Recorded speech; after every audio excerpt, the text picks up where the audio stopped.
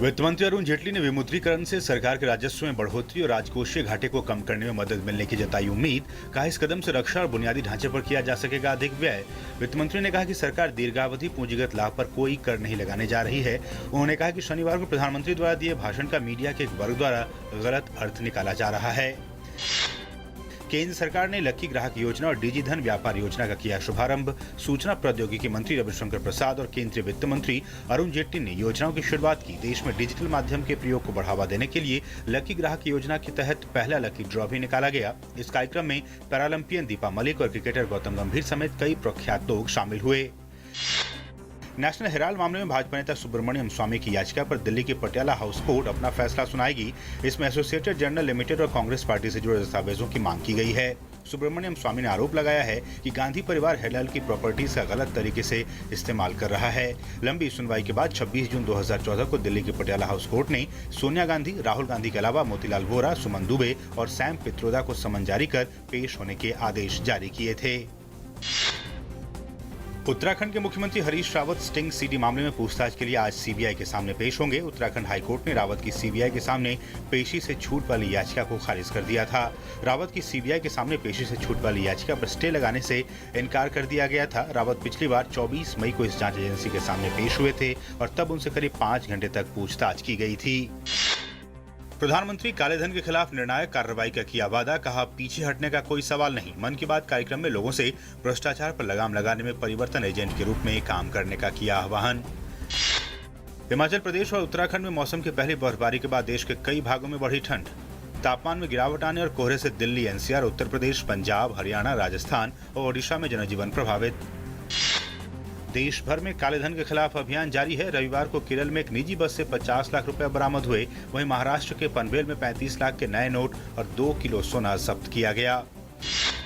ऑगुस्टा Westland VVIP helicopter सौदा मामले में दिल्ली स्थित सीबीआई की विशेष अदालत पूर्व वायुसेना प्रमुख एसपी त्यागी, उनके चचेरे भाई संजीव त्यागी और वकील गौतम खेतान की जमानत याचिका पर अपना फैसला सुनाएगी। केरल के सबरीमाला मंदिर में रविवार को भारी भीड़ की वजह से पुलिस बैरिकेडिंग टूट जाने से एक बड़ा हादसा हो गया।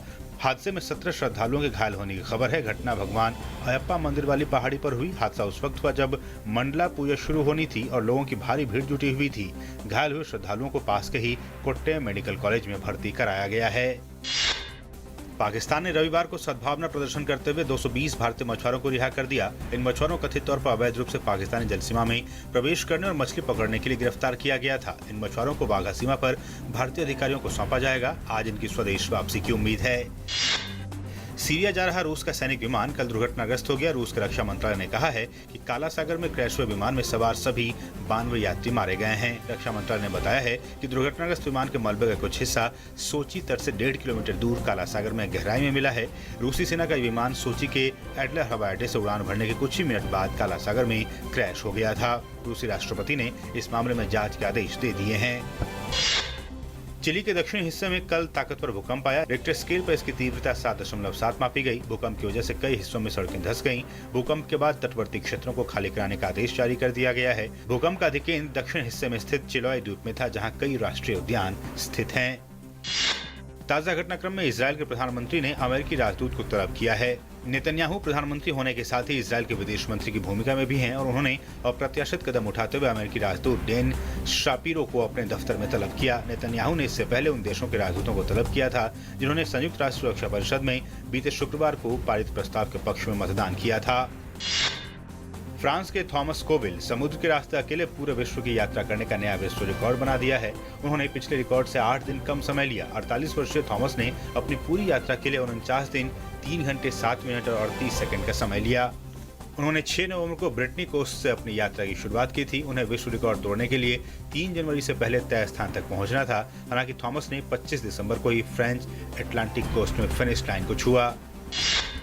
गोल्फर रशीद खान ने पीजीटीआई ऑर्डर ऑफ मेरिट का खिताब जीता। राशिद पीजीटीआई की साल की आखिरी रसेल टूर चैंपियनशिप में 12 अंडर 276 के साथ दूसरे स्थान पर रहे, लेकिन ये उन्हें Rolex player of the year खिताब दिलाने के लिए पर्याप्त था। रशीद ने दूसरी बार यह खिताब हासिल किया है।